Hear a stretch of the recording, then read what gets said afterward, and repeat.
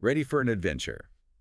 Today we're setting sail with the Odyssey. Ah, the Odyssey. Now, before you think back to high school English class, this isn't just going back over the Trojan War. Right. We're diving deep into why this story still matters thousands of years later. Okay, I like it. Think of it as the Odyssey uncensored and with way better snacks. And what's fascinating about the Odyssey is that it's not just an epic poem, it's a masterclass in storytelling itself.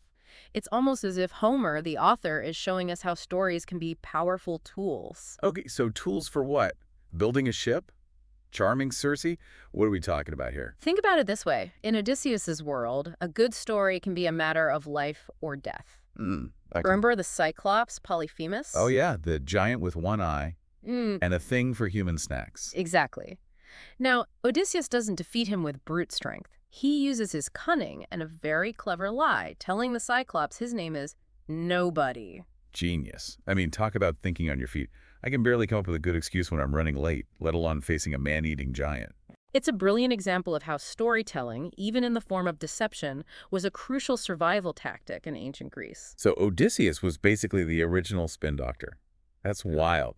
But it makes you think about how we use stories today to navigate the world. I mean, think about social media, job interviews, even just first dates.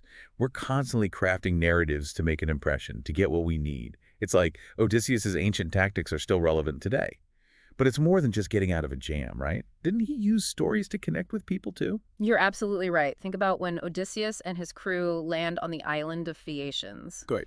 He's a stranger, shipwrecked, and desperate for help. So what does he do? He spins a yarn. Precisely. He shares his journey, his triumphs, his tragedies, and in doing so, he's not just asking for assistance, he's forging a connection. It's like the original elevator pitch, but on an epic scale. He's showing them who he is, where he's been, and why they should care. And it works. They're captivated by his stories. He understands the power of a compelling narrative to win over hearts and minds. Which makes me think this whole idea of storytelling as a tool wasn't just unique to Odysseus, right?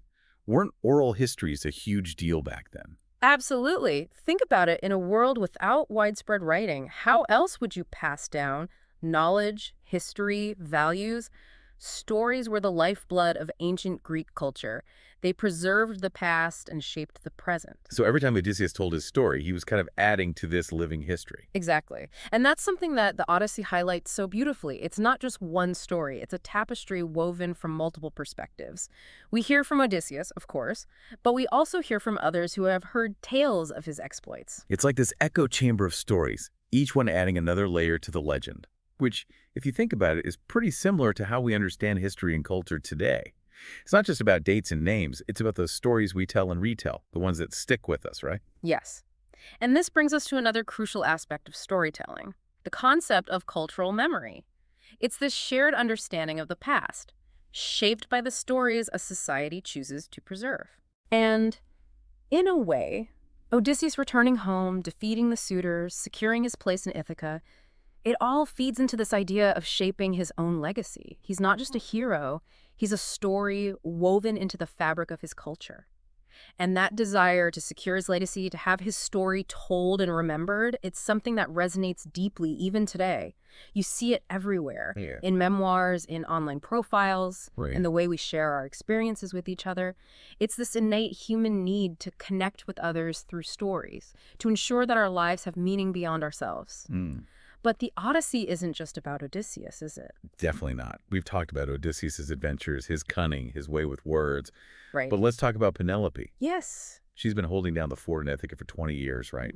Fending off suitors, raising their son, and never losing hope that Odysseus will return. Yeah. Talk about strength and resilience. She's a remarkable character. While Odysseus faces storms and monsters, Penelope confronts her own set of challenges. She's living in a patriarchal society, constantly pressured to remarry, to give up on her husband who everyone believes is dead. But she doesn't. Yeah, she doesn't. She's the embodiment of loyalty, but it's more than that, isn't it? It's like she's got this inner strength that just won't quit. Yeah. I mean, I get stressed when I lose my Wi-Fi connection. Right.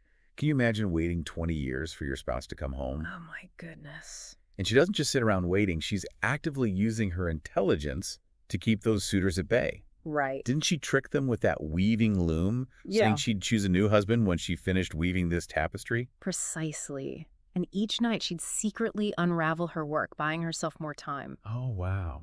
It's a brilliant example of her tactical mind, Hmm. her ability to strategize and outmaneuver her adversaries. Yeah, Penelope might not be slaying monsters on the high seas, right. but she's fighting her own battles, Yes. winning with cleverness and an unwavering sense of hope. It makes you realize that the Odyssey is a testament to different forms of strength. Odysseus has his physical prowess and cunning, while Penelope demonstrates this incredible mental fortitude, this unwavering loyalty. Yes. It's almost as if their individual journeys, while happening miles apart, are reflections of the same human capacity for resilience. Absolutely, yeah. And let's not forget the theme of love that runs through their story. It's a love that endures separation, temptation, years of uncertainty. Right. It makes you believe that some bonds can't be broken no matter the distance or the trials. It's true. It's definitely a love story for the ages. But okay, before we get too sappy, there's another thing our listeners wanted us to unpack. How has the Odyssey influenced other stories? Because this epic poem is old, Yeah. but it's everywhere. That's the hallmark of a truly timeless story, isn't it? It speaks to something fundamental in the human experience. Yeah. The Odyssey's influence on literature is undeniable. We see it in everything from the hero's journey structure, so common in modern storytelling, Right. to the exploration of themes like homecoming, resilience, and the power of storytelling itself. Don't even get me started on James Joyce's Ulysses. That's a whole novel based on the Odyssey, but set in 20th century Dublin. Exact. Talk about a modern reimagining. It's like Homer gave us this framework for adventure, for self-discovery, for exploring the human condition. Yeah, And artists and writers have been riffing on it for centuries. absolutely. And it's not just literature. Think about films, TV shows, even video games. Yeah. How many stories follow a hero who faces trials and tribulations, tempted by various forces, only to emerge transformed by the journey?